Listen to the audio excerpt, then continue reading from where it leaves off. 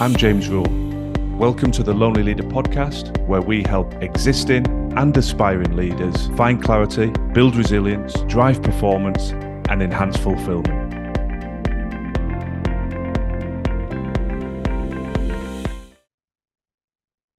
In today's episode, I'm talking about what I believe is a leadership essential: confidence. Now, the Leadership Essentials series are designed as short, sharp insights into what I believe are essential traits for leaders to truly lead with impact, to create and sustain high performance, not just personally, but in their wider team. And I like to dive into these, give a couple of examples of leaders that I believe epitomize these traits, and where possible, share a couple of little simple tips or actions that you can take to bring these particular traits to the fore in your leadership style. Now, confidence for me is essential. I want you to think about leaders that you've worked with in the past, and you will recognize that confidence is infectious, as is fear and panic. If you work with somebody and they epitomize a calm, composed, confident demeanor, it inspires you to do the same.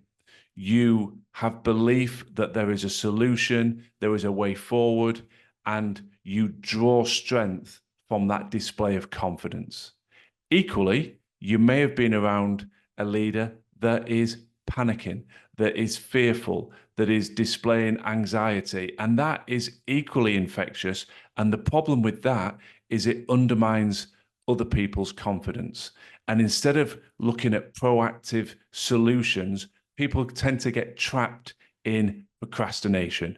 People become fearful of taking action, and naturally it spirals into an extremely negative situation.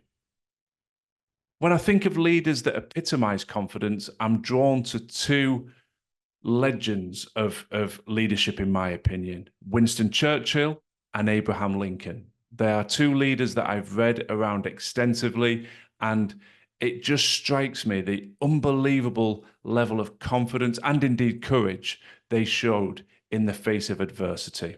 Winston Churchill was surrounded by people who told him that the cause was doomed, that there was no way they could resist the German onslaught, and that surrender and negotiating some sort of terms of surrender were the only viable options left available. And despite that, he retained his confidence. He inspired a nation. He inspired true heroics in the soldiers and the pilots, particularly in the Battle of Britain, and the wider populace of the United Kingdom.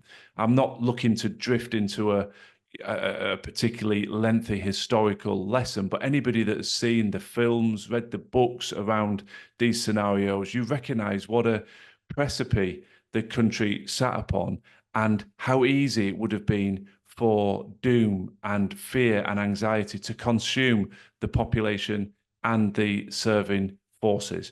But through Winston Churchill's example, that confidence, that resilience he showed, he inspired a nation. He truly did. And I think there were a lot of parallels with Abraham Lincoln and the huge civil challenges that he faced, and a nation fighting against itself, families split in two, the pressures and the uncertainty that brought with it. And yet he retained his confidence. He retained his belief in his ability to lead the country forward and to find solutions. So there are two titans of leadership, in my opinion, and hopefully none of us will be ever faced with the sheer scale and pressure of decisions that they had to make and confidence that they required. But bringing it back to the relationship you have with the people around you, and particularly in terms of your professional role,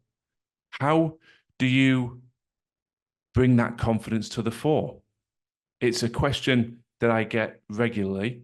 I think one segue that I'd like to make is touching on imposter syndrome. And there is a full episode on the Lonely Leader podcast talking specifically about this. So I'm not going to go into too much detail, but would encourage you to listen to that episode.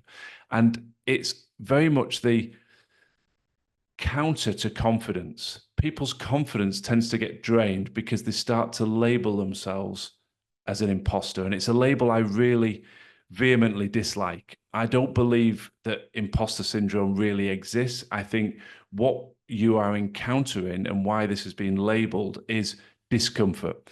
And you are encountering discomfort because you are experiencing change and you are stepping into new and unfamiliar environments. It stands to reason in both our personal lives and our professional roles that when we step into new and unfamiliar surroundings, we will feel challenged. That's perfectly natural. Life would be very strange if we could just continue on an ever ascending staircase of roles and responsibilities, not feel any pressure, and just walk through it all seamlessly. It's completely natural to feel challenged, but that does not mean you're an imposter. It means you're making progress. When you first get promoted into a new role, it will feel different. It will feel challenging. When you start a new relationship, there will be nerves, there will be uncertainty. When you become a parent, of course, there's all manner of stress and uncertainty. You've got this little person depending on you, but that doesn't mean you're an imposter. It means you're in new and unfamiliar surroundings. So I think it's really important to try and debunk this myth of imposter syndrome and remind yourself, I'm not an imposter.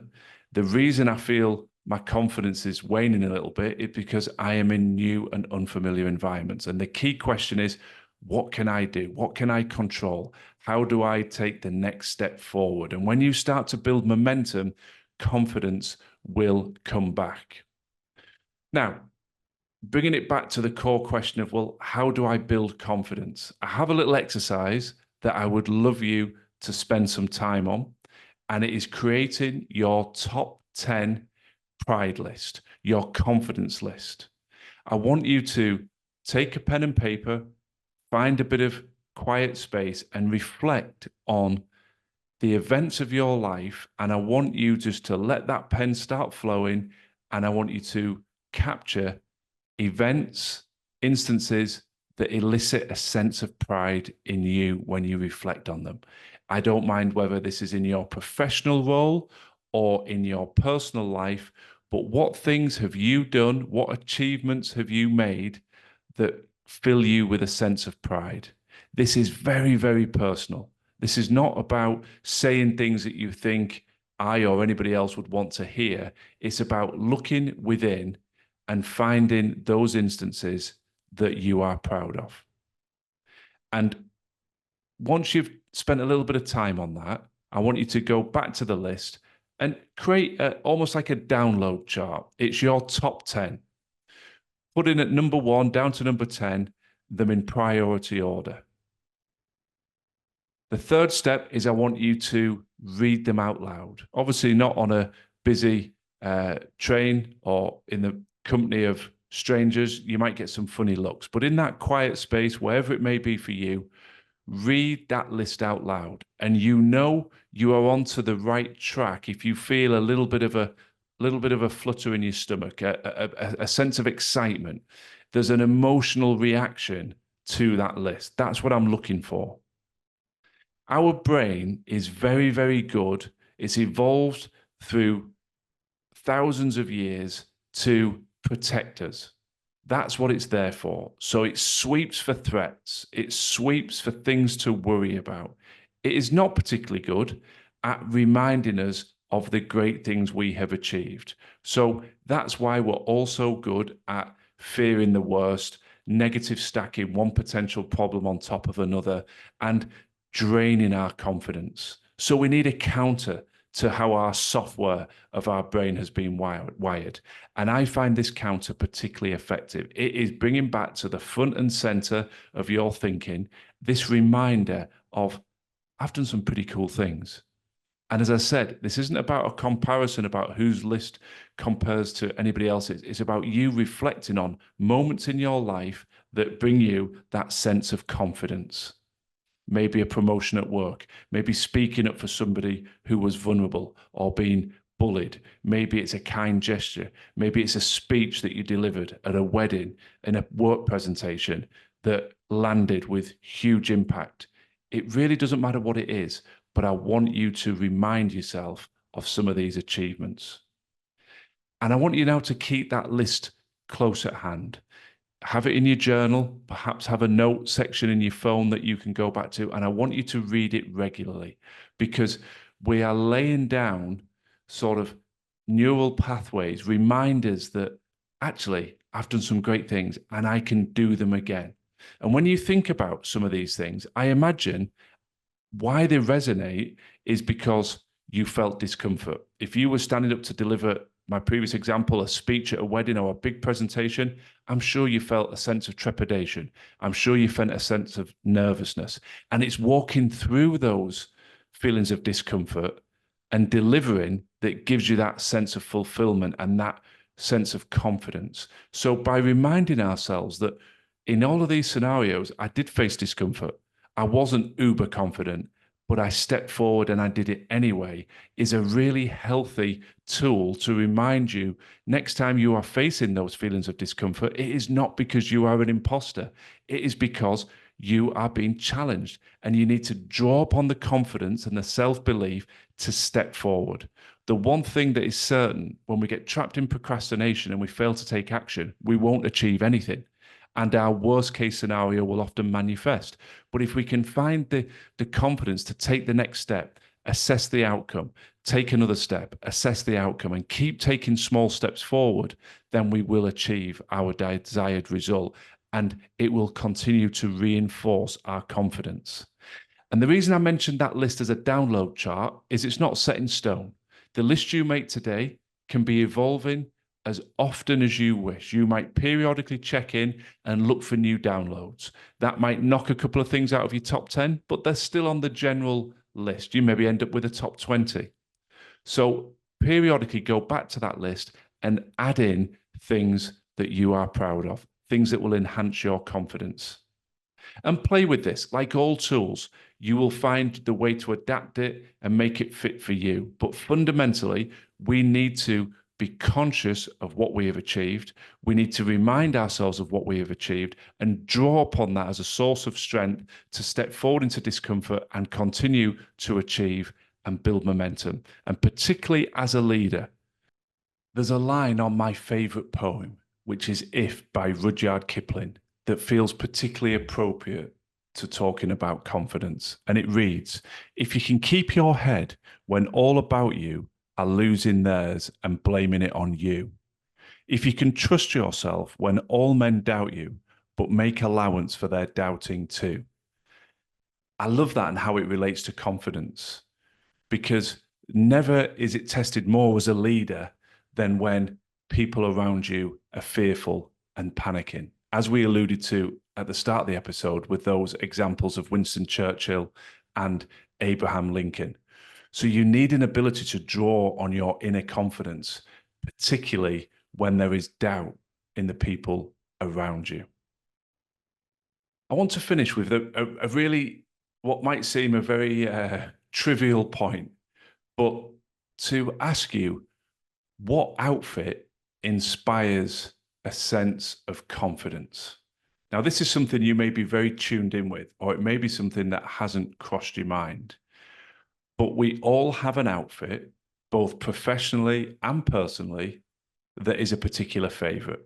If you are going to a date with your partner or going out for your first date with somebody, there is a particular outfit, dress that you would wear that you know you look good in, that fills you with a sense of confidence.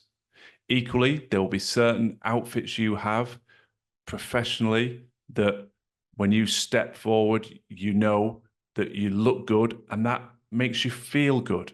And the reason I mention this is confidence is often challenged around things like presentation, public speaking. And so the last thing you want to do is be squeezing into an outfit or putting something on that you feel uncomfortable in.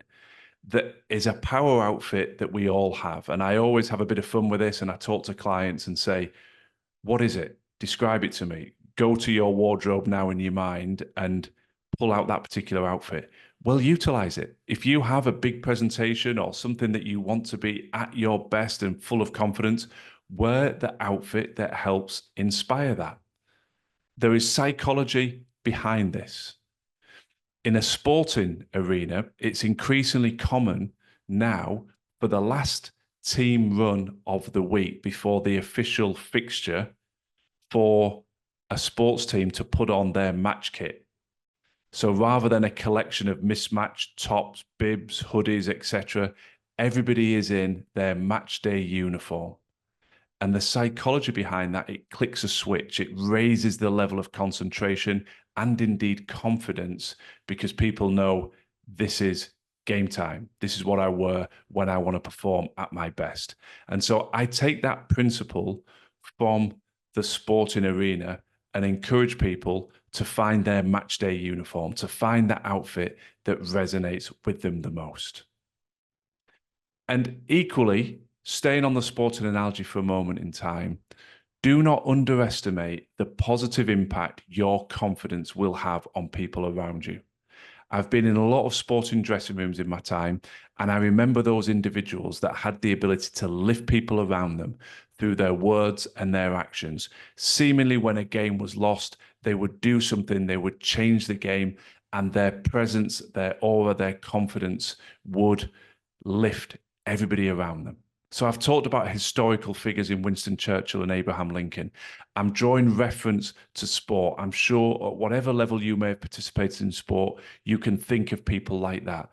Be that person in your company. Be the person that when the chips are down and people's confidence is low, you step forward, you remind yourself with your pride list of the great things you've done, you inspire people around you through your words and your actions to find their inner confidence and to move forward. Because when people move forward, especially collectively, amazing things can happen. So I hope you found this insightful, and I encourage you to have some fun and take some real time over developing your list. And you should be proud of that list. We've all done some amazing things, and it is healthy, not arrogant, to remind ourselves of it.